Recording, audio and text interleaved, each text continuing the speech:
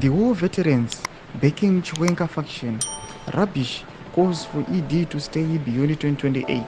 Describe ZANU-PF elements in support of move as misguided. Sanapinda mashoko tuna kuti aiwa the faction iri kusapota general inomisa makosi aiwa ekuti kutongewe beyond 2028.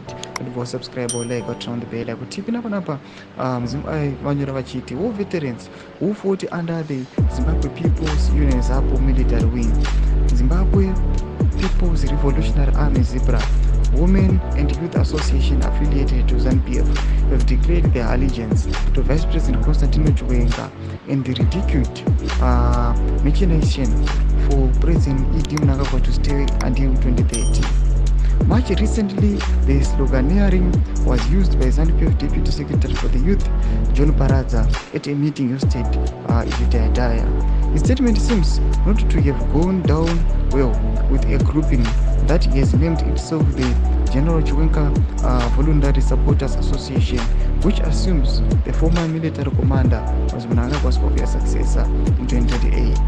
The General Chiwenga Revolutionary Association, representing the unified voices of ZIPRA, military veterans, Women Association, and Youth Association from Bulawayo, Matabele North and Matabele South, condemns in the strongest terms the reckless and divisive statements made by Paradza and his faction during their ill-conceived gathering in Daya.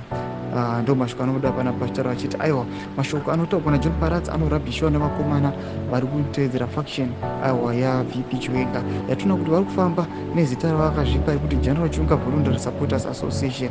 Yatinoona kuti aiwa kutozvipa name uku zvotoratidza kuti vakomana vajamuka vatozvisplita kutobva mune vamwe chibodzera mavhunguro eimoti kudii pamusoro pechitiko ichi vachiramba the 2030 vision vachiti aiwa general ngavasucceed mutungamiri wenyika. Pina comment section medu, subscribe or like, turn on the bell.